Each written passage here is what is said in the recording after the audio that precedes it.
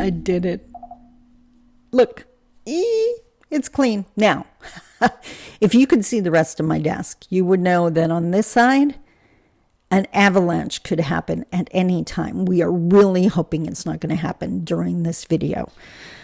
Today, we are continuing on this final exercise that's taken from my full day, The Path seminar, based on my third book, The Path. You're going to need the information from yesterday to be able to do this part, or you need a really good memory.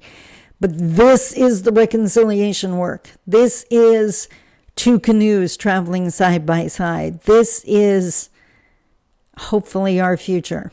So let's talk about it.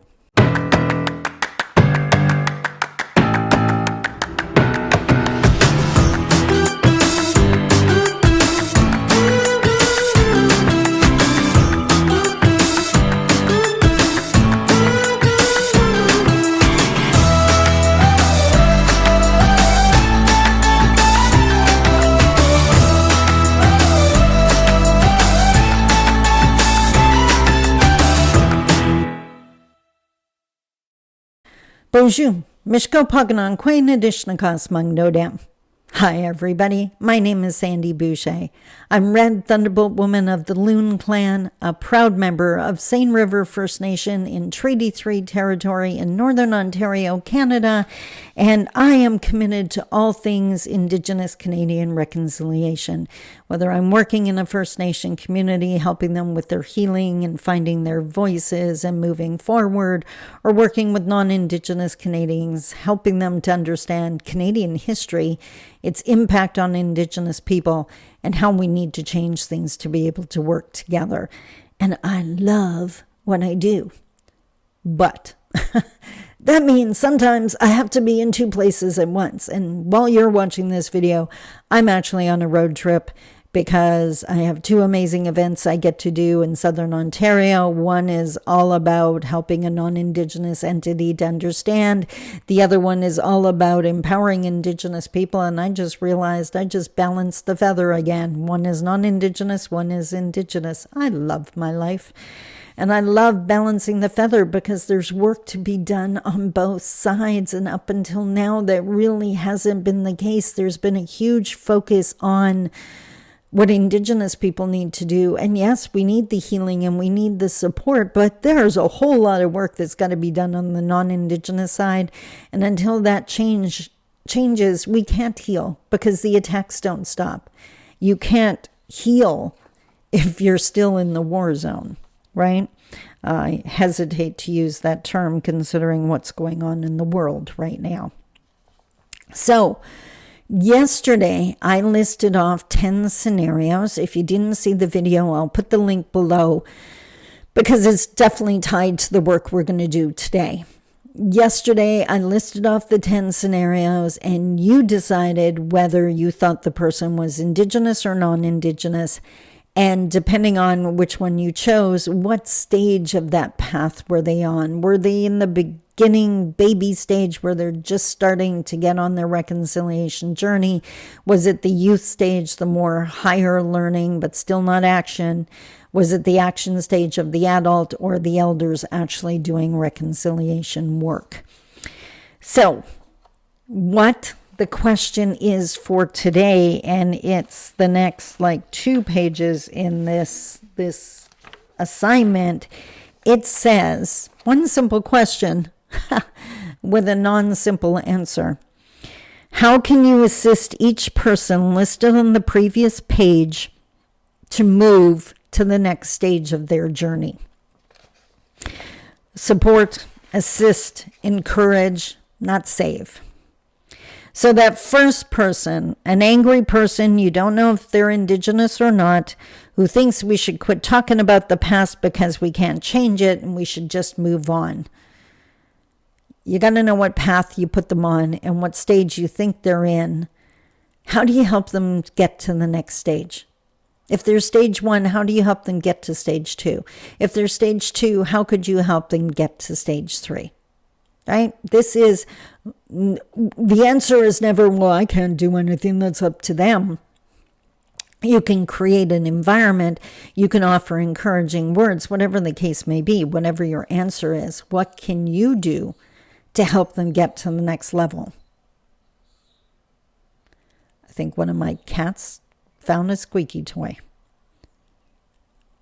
I have no idea. Okay, that was different. Second person from yesterday. An angry indigenous activist who keeps calling white people snowflakes. We know he's on the she is on the indigenous path. He, she, they. What stage are they at? And how do you help them advance?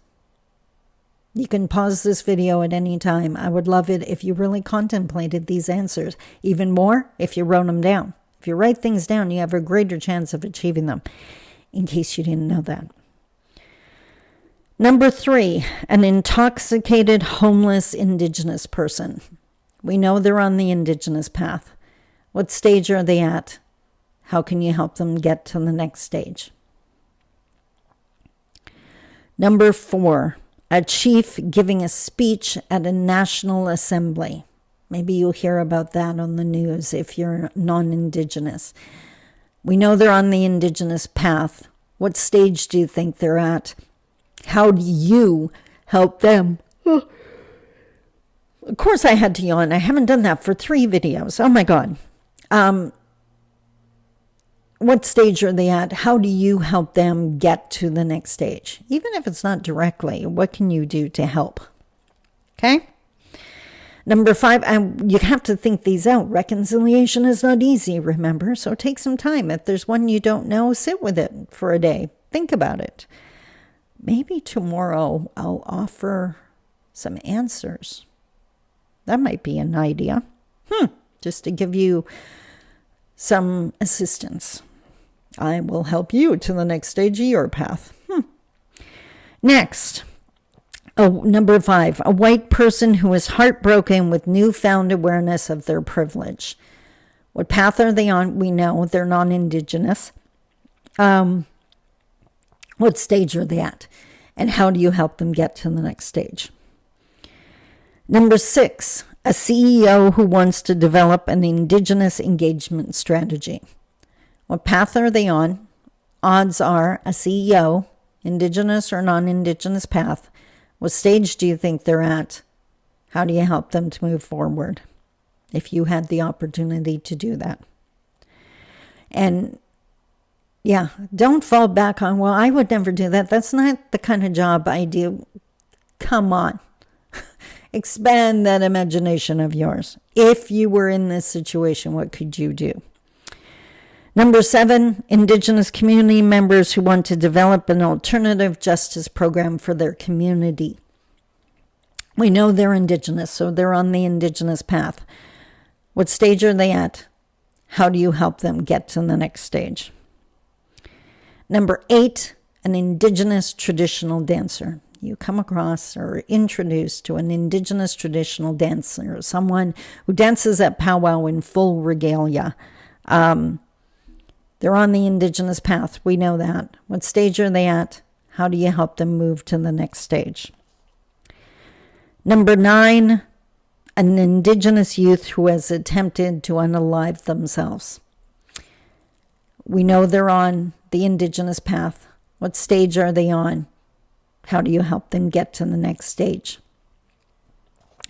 Number 10, a CEO who is pushing for their indigenous partners to get it together. What path?